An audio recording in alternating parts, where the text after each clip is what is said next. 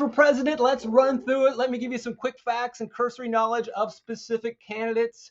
We're going to use the John Stuart Mill model. So when we talk about a candidate, we're going to try to talk about the pros and the cons, the good things, the bad things, and try to take a balanced approach on each. Today, we're talking about Robert Francis Kennedy Jr., RFK Jr., son of a former presidential candidate, nephew of a former president. Both, unfortunately, were assassinated. Robert Francis Kennedy Jr. Who is he? He is an attorney. What is he famous for? What has he done with his life? He's an environmental and health activist, and he's not just a guy out, doing protests, although he does do protests and does lobbying.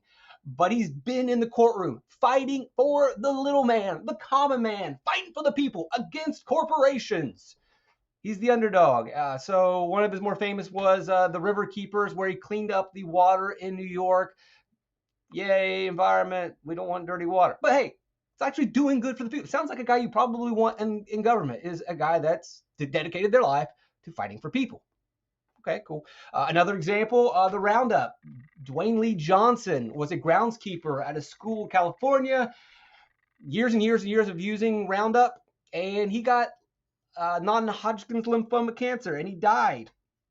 And so Robert F. Kennedy and others fought for him in court, and they won. Now, unfortunately, he passed away before I think he saw any of the money, and he was granted $300 million.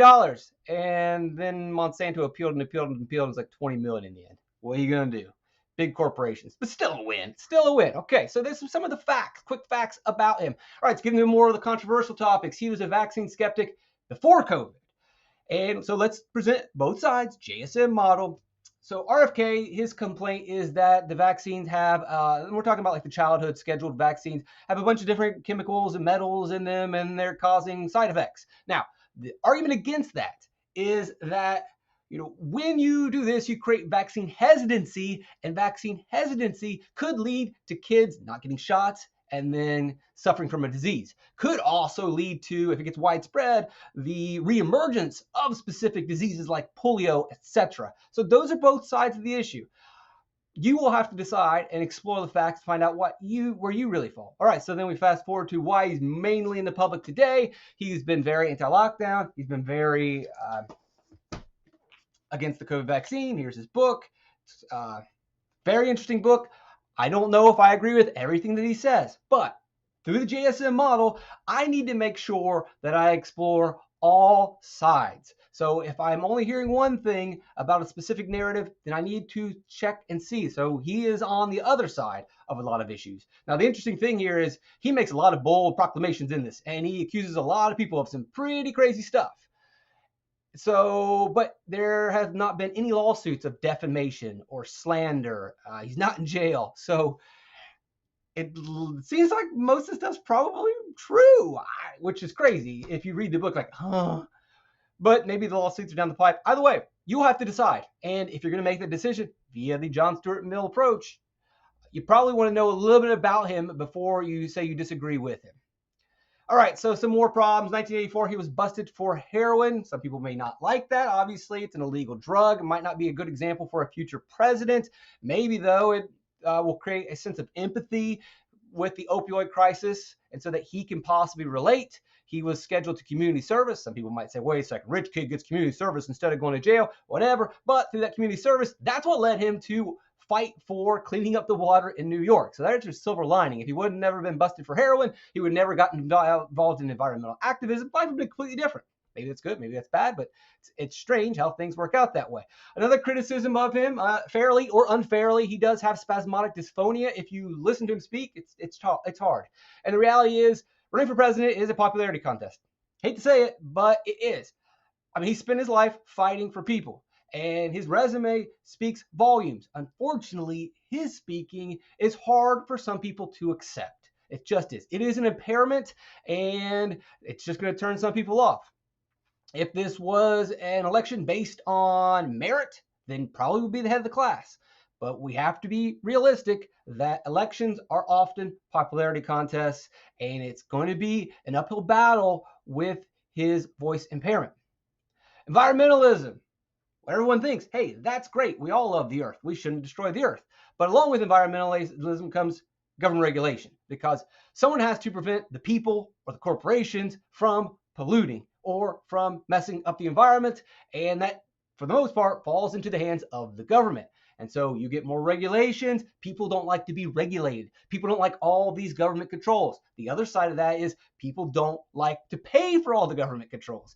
So if the government's going to regulate us, they got to expand the government. You're going to have to pay for that. The other side of that also is if a business is going to be overregulated, that's going to make their business overhead more expensive. And so they have to charge more. So you're going to pay more in taxes and you're going to pay more in cost of whatever it is you're consuming. So that is one of the arguments against environmentalism and RFK. And then you can also look, so wait a second, is he big government or less government? Because he is not in favor of the government and a big government when it comes to the vaccines and the lockdowns. And he doesn't like the establishment and all the power that they have. But then he loves the big establishment and loves the power when it comes to cleaning up the environment. So which is it? Are you for big government or not? And some may say, well, I don't like the inconsistency. But then at the same time, all we have is inconsistency. The only thing consistent is that it seems that most people love big government when it serves you, and they don't like big government when it doesn't do what you say. And that's fair to have that point of view. I mean, it is kind of greedy, but it's honest. So there is a criticism of him. He's also pro-renewables. One of the criticisms of wind, solar, hydro, it's just we don't have enough power yet. Go out west, deal with the rolling blackouts. Biomass has all kinds of problems with it. So there are problems. So it is good to be pro-renewables and to think about the future, but there are also downsides to them. He is also anti-oil and anti-nuclear.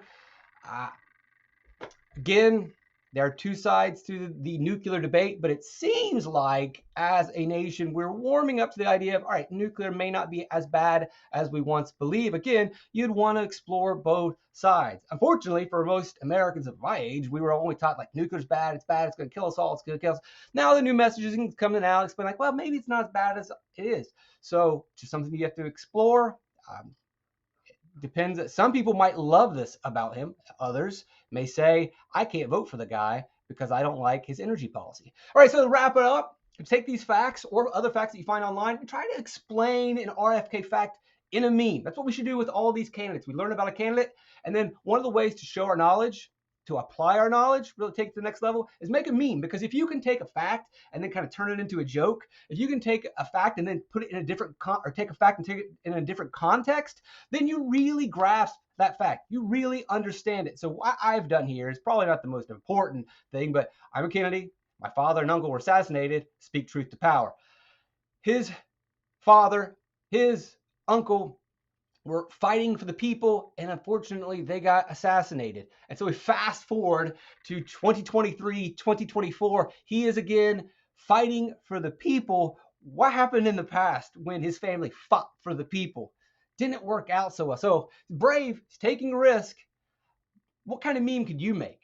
What kind of fact from this presentation or line could you take and then put with a picture? I'm interested to see. Put it in the comments below.